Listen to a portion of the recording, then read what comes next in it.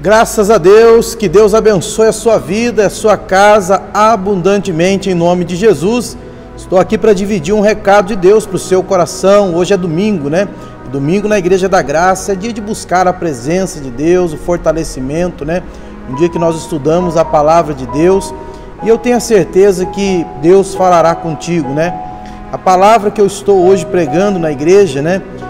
Está aqui no livro de Mateus, capítulo 19, versículo de número 29, vamos ler a partir do 29, né? Mateus 19, 29, podendo prepara aí o copo com água, que daqui a pouquinho nós faremos a oração da fé em nome de Jesus. Você vai tomar essa água com fé, crendo no milagre, né? Mateus capítulo 19, versículo 29 diz assim, ó, presta atenção: e todo aquele que tiver deixado casas, ou irmãos, ou irmãs, ou pai, ou mãe, ou mulher, ou filhos, ou terras, por amor do meu nome, receberá 100 vezes tanto e herdará a vida eterna. Então, Jesus ele está falando aqui, né, a respeito da salvação. Irmãos, eu tenho falado com as pessoas aqui, e é o entendimento que Deus colocou no meu coração, que ser de Jesus não é simplesmente estar na igreja. Ser de Jesus não é dizer eu sou de Jesus, até mesmo, né, confessar ser de Jesus. Mas a pessoa que quer fazer a vontade de Deus, ela tem que estar disposta a renunciar, né, algumas coisas, principalmente aquilo que desagrada a Deus, né? Essa passagem aqui eu não vou ler tudo porque é uma passagem longa e eu tenho mais alguns versículos aqui para citar, mas fala daquele jovem rico, quando se aproximou de Jesus, né? Ele pergunta para Jesus o que ele tem que fazer para herdar a vida eterna. Jesus fala a respeito dos mandamentos, ele diz: eu tenho guardado todos os mandamentos desde a minha infância, né? E Jesus falou para ele assim: então falta só mais uma coisa, vende tudo que você tem e dá para os pobres. E naquele momento a Bíblia diz que ele não falou mais nada, né? Ele abaixou a cabeça, triste, e foi-se embora. Quer dizer, ele não estava preparado, porque, como eu disse, ser de Jesus é renunciar. É logicamente que Jesus não queria que ele ficasse sem nada.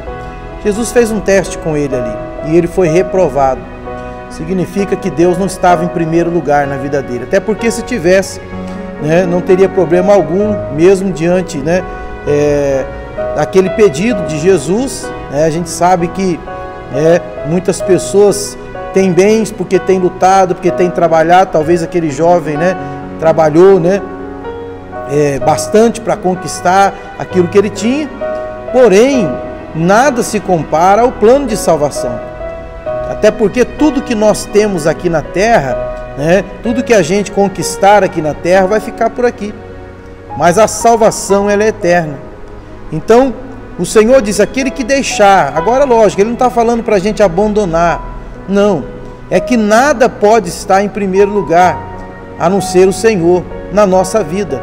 Nós não podemos colocar nada. Se queremos a salvação, se queremos agradar a Deus, nós temos que estar dispostos a fazer aquilo que é a vontade de Deus e dar prioridade para Deus, ainda que tenhamos que falar não para aquela pessoa que a gente ama, né? Então nada pode estar à frente de Deus, é isso que Jesus está falando, né? Ele não está pedindo para a gente deixar tudo, para a gente colocar tudo no altar, para você entregar tudo que você tem, não, nada disso. Entenda bem, Ele quer que o Senhor seja primeiro, que Ele seja o primeiro na sua vida, né? E sendo assim, Ele diz aqui no finalzinho do versículo 29, né? E receberá 100 vezes tanto e herdará a vida eterna. Quer dizer, se você estiver disposto a renunciar, a dizer não para o que quer que seja, para falar sim para o Senhor, então é Ele que está falando aqui, né? Ele vai devolver, né? Podemos dizer assim, 100 vezes mais, e ainda a vida eterna, que é aquilo que é mais importante. Que adianta, né? A Bíblia diz: ganhar o mundo inteiro e perder a sua alma, a sua salvação. Nós temos um exemplo aqui no livro de Gênesis, no capítulo de número 12, que é aquela passagem que fala da chamada do Abraão, né? Gênesis capítulo 12, versículo 1. Olha o que diz: ora, o Senhor disse a Abraão: sai-te da tua terra e da tua parentela e da casa de teu pai para a terra que eu te mostrarei, e far-te-ei uma grande nação, e abençoar-te-ei, e engrandecerei o teu nome, e tu serás uma bênção. E abençoarei os que te abençoarem, amaldiçoarei os que te amaldiçoarem, e em ti serão benditas todas as famílias da terra. Deus está prometendo uma vida de bênção, de vitória para Abraão. Aí no versículo 4 diz: assim partiu Abraão, como o Senhor lhe tinha dito, e foi Ló com ele, e era Abraão da idade de 75 anos, quando saiu de Harã. E tomou Abraão a Sarai, sua mulher, e a Ló, filho de seu irmão, e toda a sua fazenda que havia adquirido, e as almas que lhe acresceram em Harã, e saíram para irem à terra de Canaã, e vieram à terra de Canaã. Então, o que Deus disse para ele, né? Deus disse que iria abençoar a partir do momento que ele obedecesse, né? Sai da tua terra, da tua parentela. E a Bíblia diz que o Abraão levou Ló, seu sobrinho, consigo, né? Então, ele obedece a Deus parcialmente. Entenda que ele saiu da terra, saiu dali da casa dos seus pais, porém, ele não deixou totalmente a parentela, até porque ele levou o Ló junto dele, o sobrinho. E eu estava meditando aqui nesta passagem, mas é importante a gente entender que muitas das vezes o sentimento, ele vai querer falar mais alto, no nosso coração. Talvez até impedir que a gente obedeça a Deus. Nós temos que tomar cuidado com isso. E aqui, no versículo 11, que próximo aqui, no capítulo 11, melhor dizendo, no versículo 28, olha o que diz: e morreu Harã, estando seu pai Terá ainda vivo, na terra do seu nascimento, em Ur dos Caldeus. E tomaram Abrão e Naor mulheres para si, e o nome da mulher de Abrão era Sarai, e o nome da mulher de Naor era Milca, filha de Harã, pai de Milca e pai de Iscar. E Sarai foi estéril e não tinha filhos, e tomou Terá Abraão, seu filho, e a Ló, filho de Harã, filho de seu filho, e a Sarai, sua nora, mulher de seu filho Abrão. E saiu com eles de Ur dos Caldeus, para ir à terra de Canaã. E vieram a terra Harã e habitaram ali. E foram os dias de Terá 205 anos, e morreu Terá em Harã. Então Harã, aqui tem a cidade, lugar, e tem também o irmão do Abrão, que se chamava Harã. Inclusive ele era pai do Ló, Quando Harã morreu, então o Terá, que era o pai, do Abrão e do Harã, ficou, pelo menos é o que eu entendo aqui, o Ló ficou junto com o Terá, com seu avô. Agora o Terá veio a morrer, e o Ló, consequentemente, ficou com Abrão, o seu tio. Só que quando Deus falou para ele: sai da tua terra e da tua parentela, então era para ele deixar tudo e sair, como Deus havia dito. Eu não estou dizendo que é isso que aconteceu, mas talvez o sentimento, falou mais alto no coração do Abrão. Porque, como eu disse, o pai do Ló já havia falecido, ele ficou com o avô, agora o avô morreu, e talvez ali, o Abraão tenha ficado ali com, como que eu posso dizer, preocupado com o seu sobrinho, e entendido que era uma missão dele, de levar o sobrinho consigo, até porque o irmão dele já tinha morrido, que era o pai do menino, do Ló, e agora o avô também veio a falecer. Só que, entenda bem, irmãos, digamos que ele deixou o sentimento falar mais alto.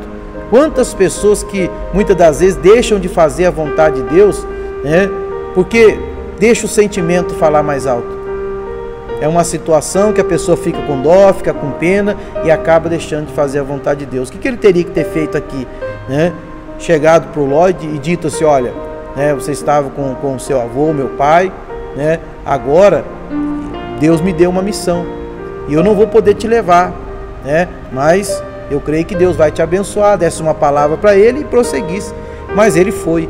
No capítulo 13, no versículo 1, diz assim: subiu, pois, Abrão do Egito para a banda do sul, ele e sua mulher e tudo o que tinha, e com ele o Ló. Então, para onde Abraão estava indo, o Ló ia junto com ele.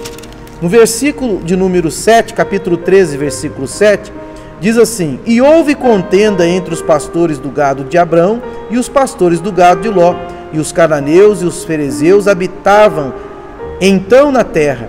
E disse Abrão a Ló: ora, não haja contenda entre mim e ti, entre os meus pastores e os teus pastores, porque irmãos somos. Não está toda a terra diante de ti? Eia, pois, aparta-te de mim. Se escolheres a esquerda, irei para a direita, e se a direita escolheres, eu irei para a esquerda. E levantou Ló os seus olhos e viu toda a campina de Jordão, que era toda bem regada, antes de o Senhor ter destruído Sodoma e Gomorra. E era como o jardim do Senhor, como a terra do Egito, quando se entra em Zoar. Então, entenda bem, estava na cara que ia ter problema, porque o Abraão estava desobedecendo uma ordem de Deus. Se Deus falou, sai da tua terra e da tua parentela, então não era para ele levar ninguém, independente da situação. É como eu disse, nós precisamos obedecer a Deus, nós precisamos fazer a vontade de Deus. Lembra o que nós falamos no início? Ser de Deus, ser de Jesus, é renunciar. Muitas das vezes a nossa própria vontade, ou aquilo que achamos ser correto, para fazer a vontade de Deus, que não erra nunca. Então Deus sabe todas as coisas. Agora começa a ter a contenda. Por quê? Porque estava tudo errado. Deus falou para ele, sai da tua terra, da tua parentela, que eu te abençoarei. Porém, as bênçãos não estavam acontecendo. Muito pelo contrário, estava tendo intriga, estava tendo problema. Até que o Abrão entendeu e falou aquilo que ele deveria ter dito para o seu sobrinho logo que ele sai da terra dele. Entenda bem, irmão, nós precisamos obedecer à direção de Deus. Se queremos agradar a Deus, se queremos ser salvos, se queremos ser abençoados por Deus, nada pode impedir com que a gente obedeça a Deus. Nada. É um sentimento, é uma situação, por mais que a gente às vezes tenha dificuldade para deixar determinadas coisas. Se Deus está falando para deixar, Deus sabe o que é melhor para nós. Fique com essa palavra no teu coração. Que o Senhor seja primeiro na sua vida, que Ele seja prioridade, que você esteja disposto a renunciar até mesmo à sua própria vontade, para fazer a vontade de Deus. Ele disse, buscar em primeiro lugar o seu reino e a sua justiça, que as outras coisas Ele acrescentaria em nossa vida. Então, se você colocar Ele em primeiro lugar, com certeza Ele vai acrescentar o que for necessário. Que Deus te abençoe abundantemente. Pega agora o copo com água, que eu quero abençoar em nome de Jesus. Pai, eu apresento a Ti esta água, coloca nela a Tua virtude e o Teu poder. Que no momento que esta pessoa tomar desta água, que ela receba o milagre, a cura, a libertação, a força do Senhor, para se manter, meu Deus, na Tua presença. Coloca o Teu poder, Pai, em nome de Jesus. Beba agora desta água com fé.